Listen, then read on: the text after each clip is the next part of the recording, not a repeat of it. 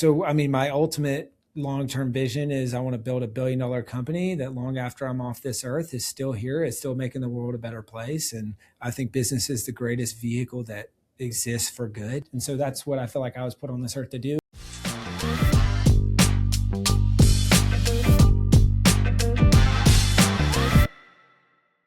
Let's hop into the interview if you're cool with that. I Let's do it. I love helping business owners, but this podcast specifically also helps entrepreneur couples. And so Cool. I want to kick us off talking a little bit about some relationship dynamics and then Let's into do business, it. if that's cool. Let's do Okay. it. That sounds So awesome. I'm really curious to know a little bit about Aubrey because you are so entrepreneurial, and I'm curious if she is too, or does she play a different role, and which role do you think is harder? Whew, that's a tough one. Aubrey is not super entrepreneurial.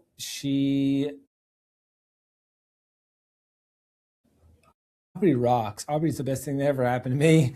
And I think you go through these transitions or these times when you're trying to figure out who you want to marry, where you go through the phase of, oh, I need a boss babe. Okay, maybe not. Maybe I need a homemaker. Maybe you land in between. I think you got to date different things to realize what you want and what you need. And I think for some people, they need a boss babe business person, and that either lights them up or they got to have it. But I think we typically will marry someone who is our opposite. And so I think Aubrey's my opposite in a lot of ways. And so for me, I realized I don't need someone who is going to be super hard on me or hold me accountable because I'm not an accountable person or whatever else. I know my strengths. And so I also know my weaknesses in that is that I'll work too hard, or I'll not focus on family and friends enough, or stuff like that. So then my thought was, well, why don't I just find someone pretty different that's going to challenge me and force me to get better in a lot of other ways. And so Aubrey is, she used to be a nurse. So she's super smart. She's intelligent. She's, great person all around, wants to raise kids. She's one of 10. And so she grew up with a lot of kids in her house, and so that's what she wants to do. And that's great. I love that. That's what I wanted to do as well. I love When that. you said which one's harder, I don't know. Yeah, she would say, because she started getting a little weird because we got married, and I had told her, I said, hey, as soon as we get engaged, you can just quit your job. Like, you don't got to worry about it. And so she did.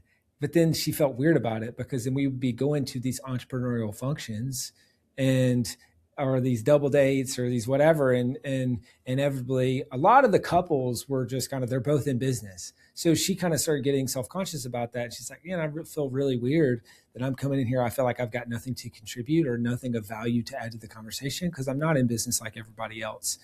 And we had a nice chat about that, but I also just said, tell him that your full-time job is taking care of me. And that is the hardest job that exists. Is just taking care of our home and being the CEO of the home and keeping me in check. Well, I feel like being married to somebody who's going so hard all the time, and like you said, your brain never stops, I think that is super challenging, because we don't really clock out. Like, I'll be in the closet at midnight and be like, you know what I was thinking about, and I just keep going. And I feel for my husband at times, because I'm like, he's probably thinking, can you just stop? So I Yeah. do think both sides are hard. Yeah. Well, and it's a different hard, right? And that's where Aubrey and I have had some very frank discussions before we got married, which is, hey, being married to me, you are going to be able to live a life that pretty much no one gets to live. And we're going to be able to go on crazy trips and do epic things and live in a great home, and never going to hopefully never have to worry about money. And there's a lot of great things that come with that. But then you're also going to live a life that no one lives in the worst ways, which is you're going to have a husband who's not handy at all. I'm not fixing stuff around the house. You're going to have somebody who works a lot, who ends up traveling for work. And so you're going to end up having to make sacrifices on the other side of that. So just super transparently, if that's not what you want, just know now that these are not things that are going to change after we get married. This is kind of like, it's a package deal. And maybe that's for you, maybe that's not. And I think it's just at least helpful to have some of those frank conversations up front, because then now as we realize, hey, maybe this is challenging, maybe I'm gone for work, or maybe she's got to pick up some slack, and she's coming in eyes wide open. But then also the opposite, I recognize the sacrifice that I'm asking her to make, and so then I'm trying to make sure that I'm changing my behavior or prioritizing her, or making sure that every Friday night we got a date night no matter what. And just little things like that to just make sure that I'm prioritizing her in the relationship, and not just being in a monogamous relationship with my business. Yeah, I love that. Well, you kind of led me into the next question. What kind of rhythm? I was curious if you guys had established anything as newlyweds ish, right? Yeah. How long have you guys been Mm-hmm. married now? 2 years roughly.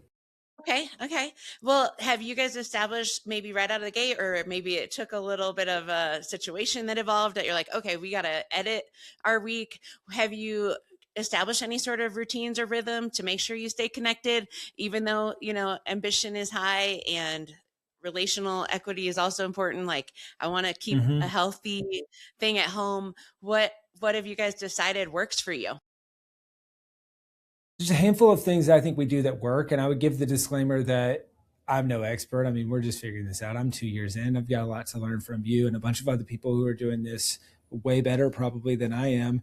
We're just kind of figuring out. But I mean, I think the Friday night date night, that's been a really good rhythm for us, to just say, hey, we've got an intentional date night at a minimum once a week, consistent dinners and having dinner together, and just doing some kind of gratitude and reflection on the day, and sometimes end of day walks. Like when we're in good rhythms, that's a good kind of daily rhythm, is let's have a dinner and or go on a walk. Hey, what's something you're grateful for from today, catching up on the day, stuff like that. So that's a good kind of daily weekly rhythm. Then doing, I guess there's two other things that work well. One is on the yearly, just aligning on goals, intentions, and all that stuff, and for the year, and just sitting down and doing that. And I'm more of the goal guy, and so I'm kind of leading that session. That's great. That's my role, and we have some fun with that. And then quarterly, this is really important, and I think this is something that not a lot of people do. That I has been really helpful for me, is we do a quarterly calendar review with my assistant. So this is one of the most helpful rhythms that I think you can have in your business, but it also, I think, can be one of the most helpful rhythms that you have in your marriage.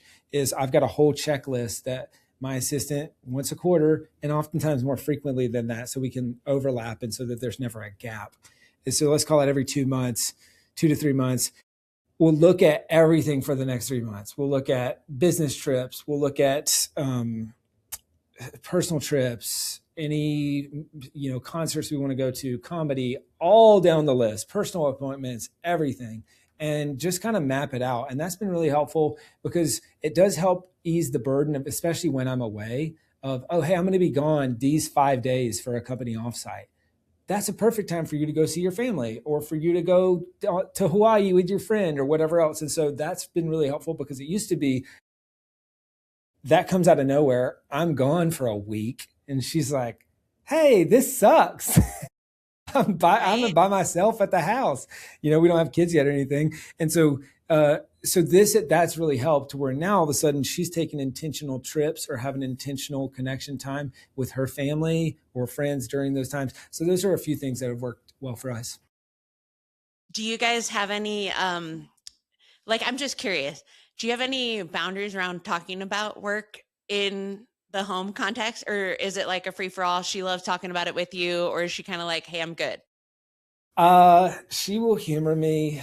I think we have no hardcore boundaries. But I think she probably has a limit. Or she's like, I'm And good. yeah, especially when I get around my family, because me and my brother and Seth and Tori and I mean, my friends, I mean, we will just go, and it's business, it's investing, it's this thing. And so there's no hard limits, but I mean, I kind of can, I think, can pick up and sense on that. Like she's big into politics, and she's big into, like going down conspiracy rabbit trails, and she loves that stuff. And I also have my limit with that. And so it's kind of looking in the mirror where you realize, oh, this is how you feel when I go on and on about business endlessly. Yeah, no, I understand that. There's just so much excitement and energy around it, but it's not the way everyone thinks. And so I would say that is something with entrepreneur couples that sometimes it's like you feel the tension, a little bit of rub is like, okay, like I'm done talking about this. We've been talking about this for a week. Like, just try your idea out. Let's wrap it up, you know? So I feel that kind of come up a lot with entrepreneur couples. Regarding conspiracy theories, though, have you ever seen these parties where people do like you all bring your own and you do like a presentation? Yeah. I like want to go to one of those. Have you ever been to one? She wants to host one. I've never been to one, but I think it's a fun idea. I mean, these days most conspiracy theories are end up being true. So I literally would love to be invited if she hosts one because I think that just sounds like a fun night. I'm like, let's talk about what hypothetically could be happening, you know, with the JFK files or whatever it is. It's just so yeah. funny. But Did we land on anyways, the okay. moon? Did we not? Right? It is so trippy. Like I've never been more tripped out than I think I am in my 40s about what I learned in school. I'm like, is that real?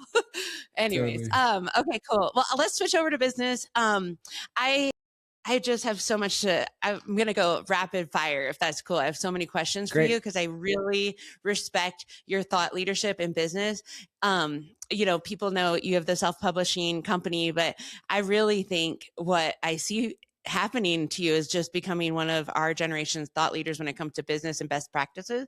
And I love what you've done to go all in on YouTube. If people haven't checked out your YouTube channel, I feel like they should go hang out with you today because they'll be smarter because of it. So I just want to say thank you for creating all that content. I know it takes a ton of work and a ton of time to prepare for those. So just from my heart to yours, thank you for that. So I just have a million questions I'd love to rapid fire. First one is, okay, you flew to Canada specifically to study Dan Hmm. Martell's office. Okay. That was Hmm. a really cool trip to watch. What did you see there that made you want to rebuild something and not just run something? Yeah. That's a great question. I've done a couple trips to Dan's office. One was on the end of a snowboarding trip with him. One was on the back end of speaking at his wife Renee's event. So shout out to Renee, what she's doing with the Peak Skirt Project and her event. They're amazing. I'm a big time visual learner. And so if I can see it, I can build it. And so that's where, as we're building out the media team and building out the media company, I look at it as kind of a 7-figure startup within an 8-figure company. And the startup is the media company. So we're learning how to become a media company. Well, how do you do that? What's the structure? I'm a very operationally minded kind of person. So what's the structure? What's the systems? What's the org chart? How do you build all this? So I just want to see it. And I found that when I was building out our office and when we were building out the media team, it was really hard for me to visualize it. And if I can't visualize it, well, then it's tough for me to build. So I was going to people and saying, hey, can I see your office? Like, I just want to tour your office. They're like, what are you talking about? That's a little weird. Why do you want to tour my office? It's like, no, I want to see it. So I was looking for high performance sales teams and sales offices and then high performance media teams. And so I've known Dan for a really long time. And so I said, hey, let me just go see how he's built what he built.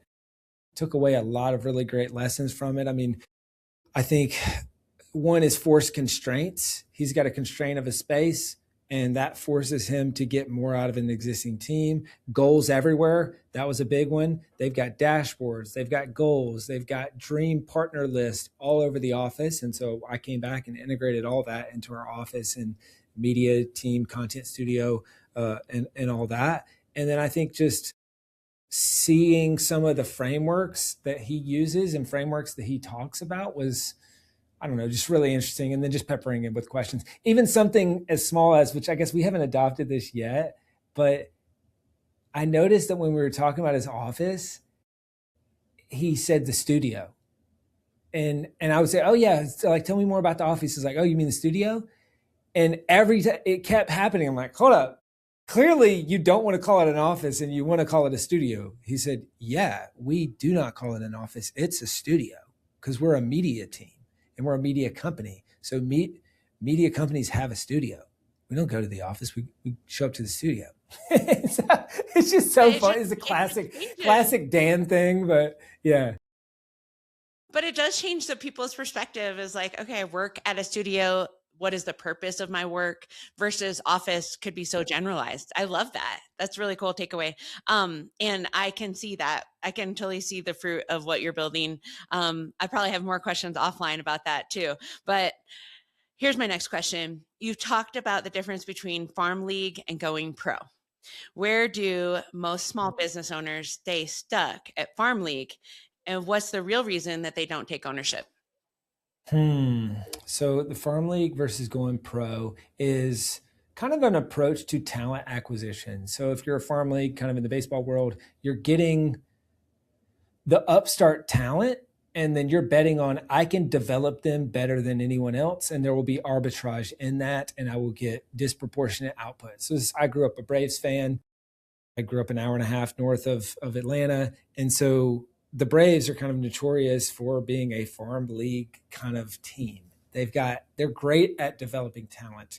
And so that is a way to win. But then another way to win would be just hiring proven winners. And and so you can go pro, I think, with either, but the fastest path is to go out and hire proven winners. And so really with a litmus test of asking the question, has this person achieved the goal that I'm hiring them to achieve? If the answer to that is no, I should not be hiring them. And so I think early on, business owners, at least myself, you can't afford the top talent typically. So you start with a farm league and you start building people up. But I think sometimes the big fundamental mistake that business owners can make, myself included, is you get stuck in that farm league mentality. And I've had to relearn this lesson so many times. I'm relearning it as we speak. Is an A player is not 10% more effective than a B player. They're 50 to 100%. And so we're actually making this shift right now in the business is how do we trim our staff by 10 or 20%, but pay them more and be 50% to 100% more effective. And so I think you got to be really careful not to water down your talent pool. And I think we've done that in some ways because our recruiting wasn't good enough. And that's really what it comes down to is, you know, a lot of people, they just don't recruit hard enough. They don't recruit well enough. They don't recruit uh, the best possible talent, either because of their effort or because the compensation package doesn't align with what they're trying to build in their company. And so I think it's a fundamental flaw. And I think we're even running into that some where, we start switching from remote to in person. We've went from 0 to 20 something people over the last 18 months in person, still roughly about the same company size. So 55 to 60 people. But when you're going from 0 to 20 something people in 18 months, that's a lot of talent acquisition in a short period of time. So you kiss a lot of frogs and you screw a lot of things up. And so now we're having to relearn where we were previously elite, I think, at recruiting and developing talent.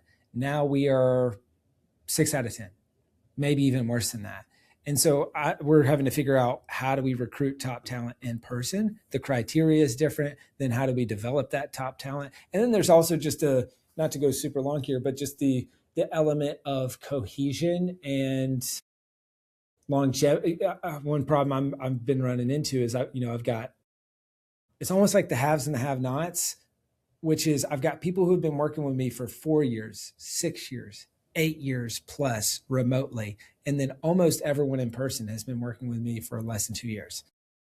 Many of them less than a year, because this is the nature of we're building it up from scratch. And so there's this weird dichotomy where I'm trying to get these virtual people to, teach the knowledge to all the in-person people while simultaneously trying to build the in-person culture that mirrors the culture that we've worked so hard to build over the last decade, except you don't have a bunch of your proven lieutenants in person to do that. And so it becomes kind of this chicken or the egg. And so I think we've had way more turnover than I would like. I think we've done not a great job of recruiting, but we're slowly getting there. I mean, it's every couple months that goes by, it's like, okay, we lose someone else and we bring in someone better. And the talent density is just starting to, I think, really hit this critical mass, which will really bode well for us in the future. I love talking about recruiting. This wasn't even on my list to chat about, but recruiting is tricky. Like to this point, I'm 19 years into my business. I've found my best hires were always through relationship. And so I have this like dichotomy where I feel really like, do I put the word out to everybody I know professionally Totally. because that's where my Hmm. best talent has come from? Or do I hire the recruiter and pay the percentage fee to like the kickback that they get for finding top talent? Have you found one Totally. works better than another?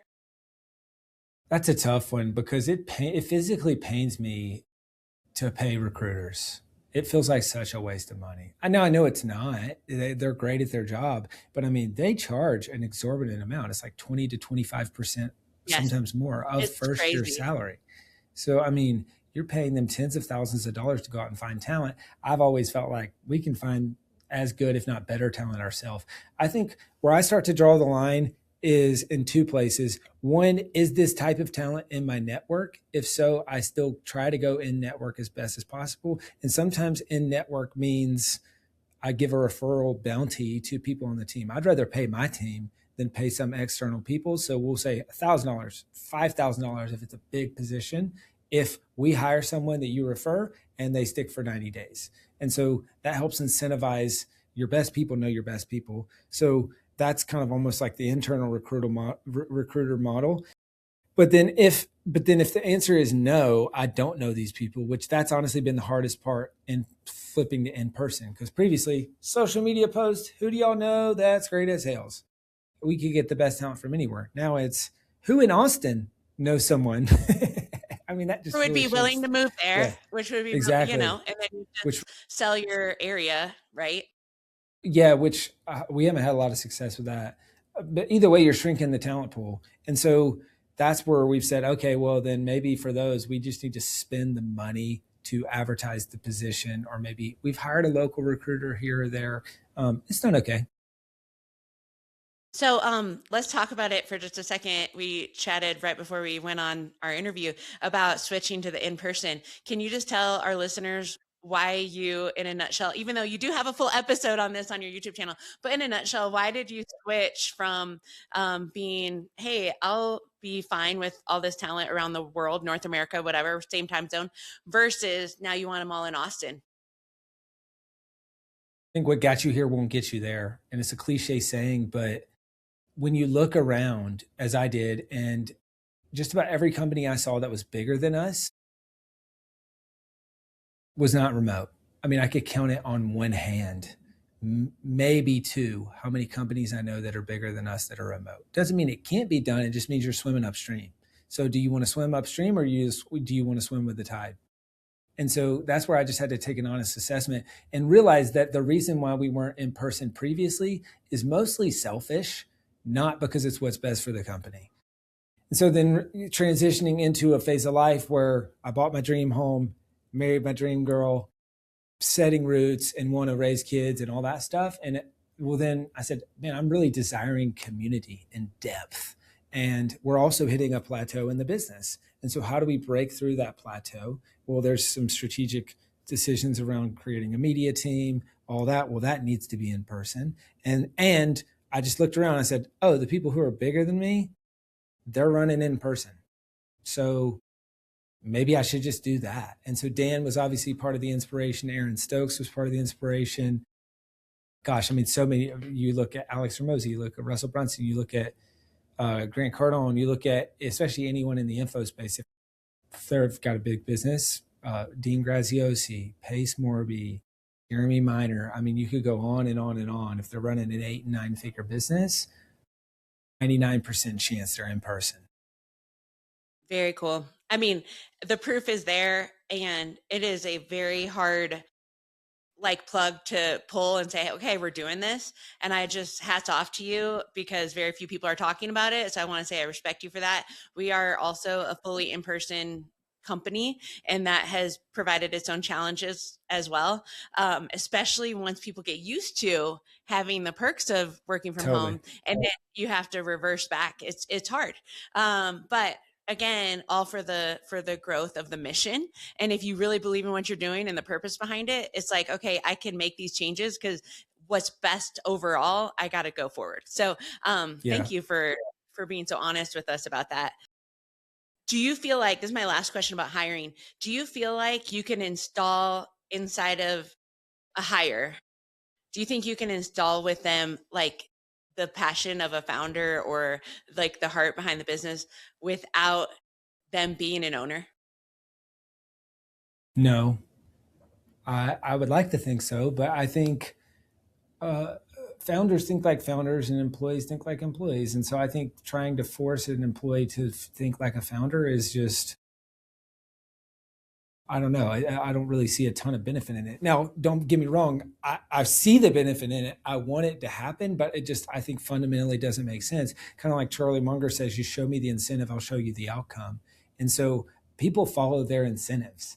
And so, yes, you can do things, and I try to do these well to get people bought into the mission, to hire people that are bought into the mission and that have purpose behind what they do. And we've got amazing people at our company that are bought in on what we do. They're bought in on how it helps people, and they're not a founder. They don't have equity, and so I can't expect them to think like founders. I did a I brought Gary Vaynerchuk in to speak at our conference, and it was kind of like a live coaching call, and he really went on a rant about this. It was pretty funny, and it made sense to me. And so I just try to give people incentive where I want to make sure that if they do an awesome job and that awesome job shows up on the scoreboard, well, then it shows up in their paycheck and it shows up in their incentive comp and stuff like that. So I try to, we don't always get it right. In fact, I think a lot of times we get it wrong. And I think it's one of the hardest things to do as a CEO is to align incentives to where they're not competing or they're not disjointed or whatever else. And so we try to align them as, or what? Go ahead. I was just say, or one person's role doesn't impact the other person's paycheck if they don't do their part, right? Sure. Yeah. Oh, totally. Totally. I mean, that's sometimes, like someone on our sales team would say, oh, well, if that refund happens, that affects my paycheck and not the person who calls the refund's paycheck. That's a problem. Right. And so I'm like, yeah, you're right. Huh. That's interesting. How might we be able to fix that to where really the end purpose is how does everyone win when the company wins and everyone lose when the company loses? And if we can just do that well, then there's so many other things that we don't have to argue about, think about, whatever, because people will follow their incentives. And so that's what we try to do. And so, yeah, I don't expect them to think like founders, but I do expect them to think and act in their best interest and the company's best interest. And the thing, and hopefully those are the same thing. And it's my job to make sure that they're as close to the same as possible. And then I think the only asterisk I would put on that is I tell people the team and the company are the most important thing. So my job as a CEO is to make decisions that are best for the team and that are best for the company. And so sometimes those will not be what's best for you. And that's okay. And I will, and that's your job too, though, is you got to make decisions that are best for the team. And if you start making decisions that are best for you that are not what's best for the team, you're out. I guess that's just not how we roll. That's not what we're doing here. Yeah. No, I love it. Okay, switching to pricing. By the way, I related to so much of what you just said regarding the team incentives and everything. Every role in my company, it doesn't matter if they're operations, marketing, sales, I don't care. Every single role has like 2/3 guaranteed, but then the top third is based on your KPIs and what you were able to accomplish to bring in. And that's how I think we've Nice. scaled. And I Yeah. just feel so happy about that because that was the type of employee I was before I started my Yes. company. And I just hated that I worked harder than everyone else, but yet made the same and had no future growth plan for it was like 100%. until you got promoted, you didn't make more. And I was like, oh, I Yeah. always want to create a space that every single person gets a share of the pot of profit, or maybe it's just a flat, perk or something like that if we hit this benchmark. But it's like you will always make more the harder you work, so that if you stayed later that day, it actually paid off for you. If you wanted to come Yes. in and close close that deal on your day off, it paid off for you. It wasn't like you're resenting me for that time. You're actually really excited about it because there's a reward at the end of it. So I appreciate your thoughts on that, because I think if people really are hungry, they will love workplaces that we're creating. They will, Mm-hmm. because Mm-hmm. they're their hard work gets rewarded. So I just love it. Okay, talking about pricing. Okay, this is so fascinating to me. I'd love for you to you talk a lot about like just raising prices, or like the thought around how you decide a price of something. I've enjoyed hearing your stories. Can you think of a time, and maybe you could tell us a story where you underpriced something out of insecurity and what it actually cost you? So often. Gosh. Well, I learned this the hard way early on when I was starting my first business in high school. I was a landscape and lawn care and pressure washing business. And we also did, yeah, like we did a lot of pine straw. That was one of the big things that we did. And so I remember the first time that someone asked for a quote. They said, "Yeah, I want you to do this work. How much is it going to cost?" And I panicked. Said, "Let me call you back." And so I went to my dad and I said, "All right, well, I'm thinking, I make $7 and a quarter an hour at my job at the tennis courts. I'm thinking maybe $10 an hour. What do you think?" And then they can just cover the cost of the pine straw. He said, "Absolutely not. That is very stupid." He said, "Never charge by the hour, charge by the job." Because then you're comparing your hour to someone else's hour, and they're not the same. I'm a maniac, and especially with physical labor growing up, we would be running and throwing pine straw and we just showed up with a sense of urgency. So comparing my hour to someone else's, that's just, they're not the same. And so Yeah, if you're getting paid by the hour, well, then you're robbing yourself of the upside that you're creating. And so he said, charge by the job and then charge based on value that they are receiving. And so then you start to look at and you start to do the equation of, okay, well, what's this worth to them? What would they have to give up to do it themselves? Well, they would have to pay, hundreds of dollars in pine straw. They would lose their entire weekend. It would take them hours. What's their time worth? Well, that's worth $1,000 worth of their time that they would be spending on this. And so you start to look at that and you start to say, all right, well, what if we charge them $500? That is, you know, a third of whatever the value is. So all that to say is just my dad taught me value based pricing, price based on value provided, not on uh, not on your hours or anything like that. And so it's a lesson that I've had to learn the hard way. And we're in the middle of raising our prices right now because, quite frankly, we're just underpriced for what we do. And so I think you get tempted to say, "Hey, I want to serve everyone," and you don't want it to feel too expensive and whatever else. And you just, in the process, you don't make as much money as you could. You turn away your best customers, and the way that people refer you is not what you want. And I'll never forget my dad growing up. He said, we ran a construction business doing vinyl siding and windows and stuff. And he said that early on he competed on price. And what did he get? The customers who cared about price. And then what did he also get? Referrals to other people who cared about price. And so when they referred him, they would say, "Oh, Larry Bolt, he's the cheapest." And he started getting upset about this because he was doing the best work. And so he said, "Well, I don't want to be known as the cheapest. I want to be known as the best."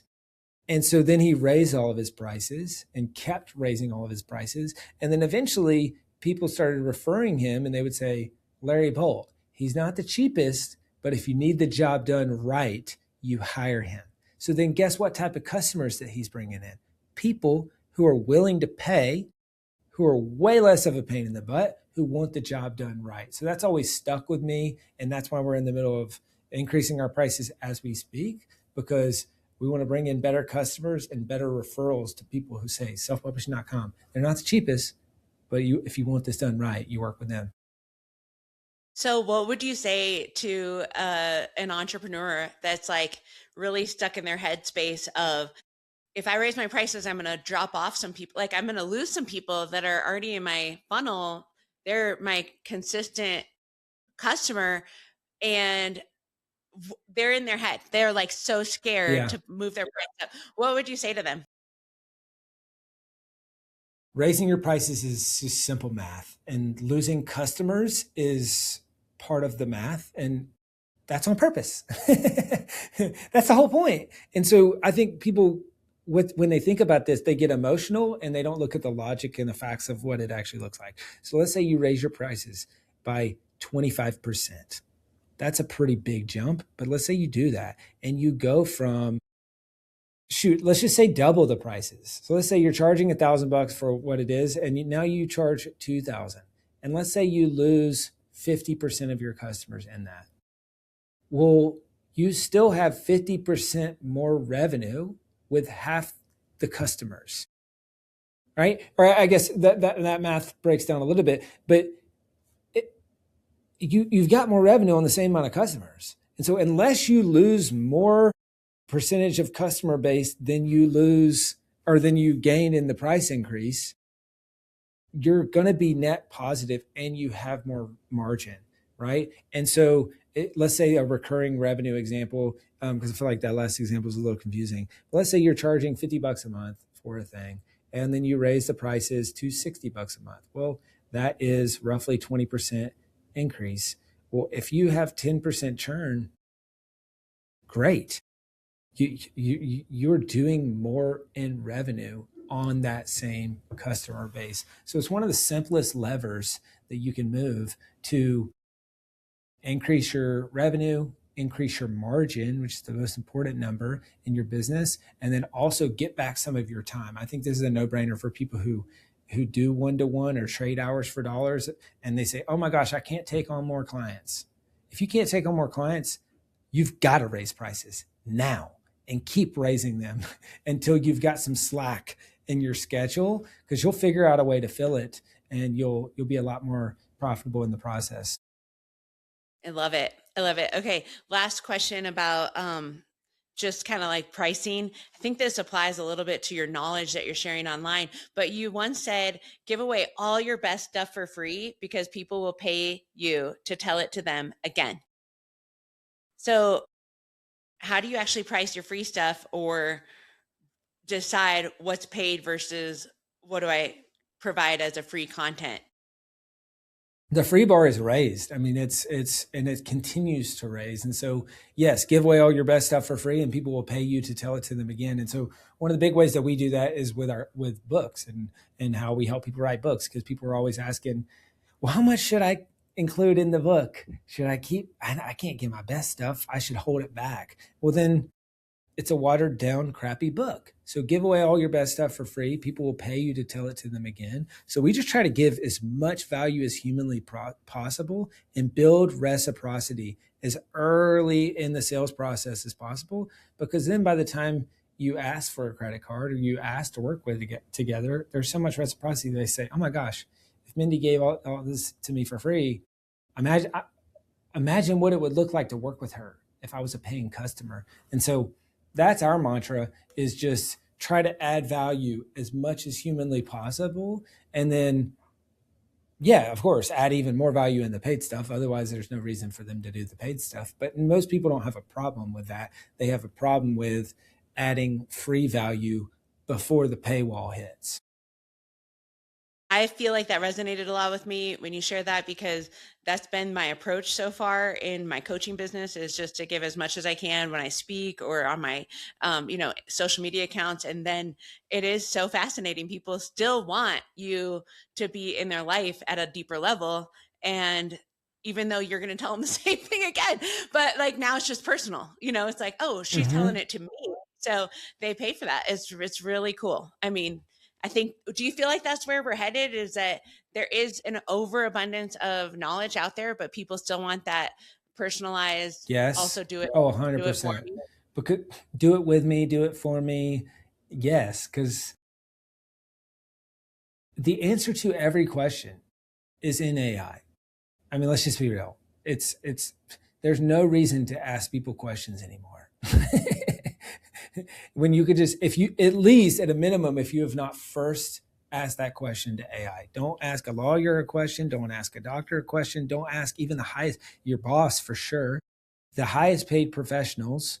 Do not ask them a question that you haven't first asked AI, especially if you're paying by the hour. Because if you think about this, my wife and I were talking about this. I'm like, the idea of going to a doctor to get assessed a diagnosis is so stupid now in the world of AI.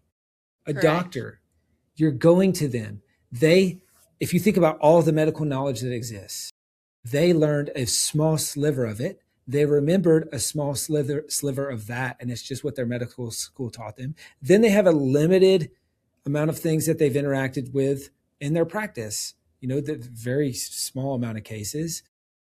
And then they have a sliver of that they even remember. And then when you go into a doctor, they give you 3 minutes to tell you what's going on. And then they snap, judge, and assess that and give you a diagnosis in that time period.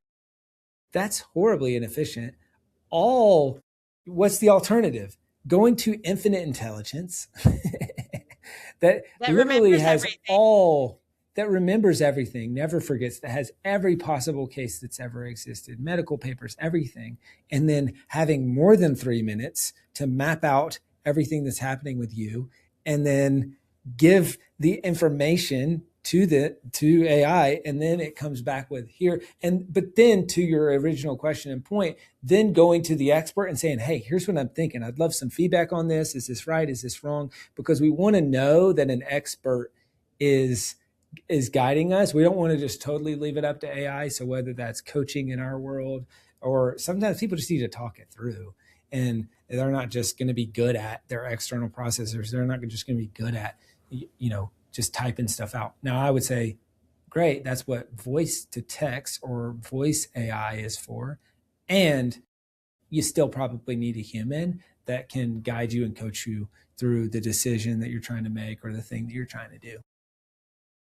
It's it's very fun to talk about because I actually really love AI, and I think a lot of people are scared or nervous about it. And I tell everyone on my team, I'm like, listen, AI will not replace you, but you could be replaced by somebody who is not comfortable using AI. So you got to get comfortable with it, and also come to me with the latest, greatest how you're using it to save time in your job, because that's going to make you even more valuable. I will keep you around longer Yeah. because I need that kind of nuanced approach of saying, okay, what part of my job could actually be sped up by utilizing some of these tools? And so I just think it is a really tricky time. 2026 is like, it's in with people excited about it and out with people that are like resistant. But also, I still very much need people. Like, I'm in an experience industry, and we need Yeah. the human Yeah.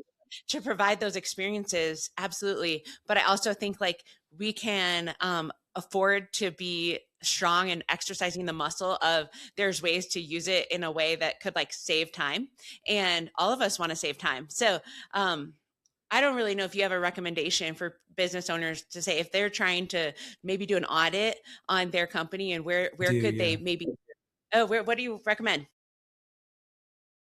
I think the question that business owners need to ask is, how do we use AI to help our humans be more humans and our humans be more helpful? And so our humans being more humans mean doing what they do best. So for us in our business, it is coaching our authors. It is working directly with our authors to help them be more successful.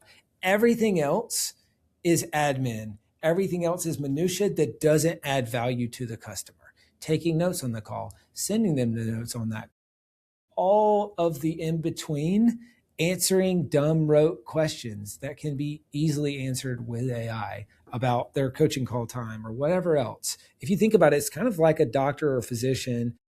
Everything in their organization is set up so that they can be as effective as possible with their patients. There's assistants, there's systems, and then a chiropractor, even every 5 minutes, 10 minutes, they're seeing a new patient. Well, that's because the system exists to support the human to be human and the human to be as helpful as possible. So why can't we just do that in our businesses? And so that's where I'm thinking with AI, we're saying, okay, what are all the unnecessary layers of management? What are all the unnecessary layers of administrative work and all that we can just automate or improve with AI? And so there's all of these type of use cases. One of them is a managerial level of call reviews and customer experience, right? We have our managers reviewing sales calls, SDR calls, coaching calls, author calls, you name it. there's a call that's recorded that could be reviewed and giving feedback on so that we can be more helpful for those people. Well, now we just built an internal AI that says, here is our conversation structure that we use. Here is our grading rubric of how we grade these calls. Here's examples of 20 calls that are really good. Okay, now on a daily and weekly basis, just automatically run all of these calls through this and give the feedback to the person. That now cuts out 5, 10, 20 hours a week from those managers doing quality assurance, and it makes the experience better for the customer. So that's just kind of what we're obsessing over right now is how do we help our humans be more human and our humans be more helpful? And then in the process, the customer's happier, better experience, and eliminating all the dumb minutia and stuff that's not that important. Is that feedback given via just like an email that gets sent to them, or is there a reviewer that goes over it with them? Yeah. So we're still kind of early days in tweaking it and testing it, but formats that we're looking at are sending it as an end of day Slack recap. And so, hey, here's the people you talked to today. Here's what went well. Here's where you can improve, yada, yada. And being a little bit more affirming with the people and then being a little bit more critical directly to their manager, right? So kind of more black and white as a manager, like, hey, here's what's actually happening and here's how you can coach them. And with them, of course, it's what's actually happening, but it's just geared more towards 3 positives and 1 negative kind of thing, where it's not just because if they just end up, and I got to shout out my buddy Brian Mayoral, who gave me some good coaching on this. If just every day that AI is like, here's why you suck, then they're going to stop listening to that feedback. So we're trying to put positively nudge them in the, yeah. And so that's kind of how we're doing it. We're also testing, one of my guys was just showing me a dashboard that we put together that is really interesting. And it shows kind of the call recording. It shows the rankings on each part of the call. It shows talk time of us versus the customer. And so it just is all there in one place. So if I can hop in and look at that and say, oh, that's interesting. That's good feedback. Here's how I can. Did that guy that did that dashboard for you, was he a person that you hired specifically to be like an AI expert within your company? Or was that just like a random skill set he had? I would say there's one guy on our team that's super technical. And so we're using his technical skill set to partner alongside some of our managers to start building some of this stuff out. But a lot of this stuff, you don't have to be that technical to do it. But it's also a mandate. I mean, everybody in my team knows, hey, this is not optional. We're using this. And if you're not going to use it, you're probably not going to be here. So everybody's got to get on board, and we're using this to create better outcomes for our customers and to save ourselves time in the process. And so everybody's kind of putting their heads together, and it's been fun watching and seeing what the team's coming up with. Yeah, we recently introduced a Applaud pin to like cool. record and do some summaries. Super smart. And there's just no way for our trainer to listen to every sales interaction happening, all week long. So it's been really helpful to help her provide like insight to like, what does the weekly sales training need to be about? What is the weakness within the team as a whole? Or how maybe she needs to pull aside one person and say, hey, directly, this is really only something for you. Like the whole rest of the team needs something else, but I want to coach you in this area. And I think you'll see your conversion rate increase. And she's winning if she has a coachable spirit too, that's the other thing. Growth mindset people on your team is so important because they value the feedback because they know they're just going to be rewarded for it later. Super smart. Okay. This is my kind of wrap up question, because I know that selfpublishing.com is killing it. I know that you have your YouTube channel with all of your content, your media company, but when you look down the road, I'm just kind of curious, what is the long-term vision? I know you have a big dream, a mission to help 100,000 people publish a book by 2035, but like, where is Chandler Bolt's like big dream and mission on earth? Like, what do you feel? And I do talk about God in this podcast. This is the only place I talk about my faith, but I would say, like, what do you feel like you're really called to do as you look at the longer runway? Yeah. I mean, I think God gave me gifts and talents in the area of business, and and that is the best talents that I have, and then also the best way that I can do good. And so I've always kind of said that my goal is to make a ton of money and give it all away. And in the first half of my life is making a ton of money, and the second half of my life is giving a bunch of it away. And so, I mean, my ultimate long-term vision is I want to build $1 billion company that long after I'm off this earth is still here, is still making the world a better place. And I think business is the greatest vehicle that exists for good. You can change the lives of your customers. You can change the lives of your employees in the process. You can create a profit that then changes your family tree, that you're then able to tithe and give to churches if you choose to do that. You're able to give to nonprofits and all that stuff, which we've been able to do a ton of that. And so it just creates this ripple effect of awesome impact. And so that's what I feel like I was put on this earth to do. And that's the long-term vision. And then the near term is, getting to 25 million a year over the next 2-3 years, building out the media team and the media company, and publishing a lot more books. I love it. I love it. I love hearing that from you, because I haven't ever heard like, okay, what's your big dream? And I think probably also having a lot of kids in there too, according to your wife. For sure. Yeah, for sure.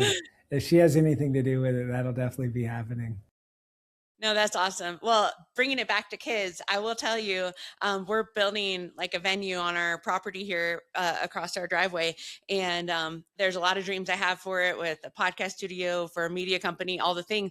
But this summer, Chandler, we're putting our teens and any of their friends that want to come alongside in front of your YouTube channel to kind of spark their brain a little bit. Let's to hear about like, hey, like, because here's the thing, like you talk so much about like, why did you drop out of college, and what did college really bring to you? And these are the conversations of juniors and seniors in high school right now. Like, what is my next step and why?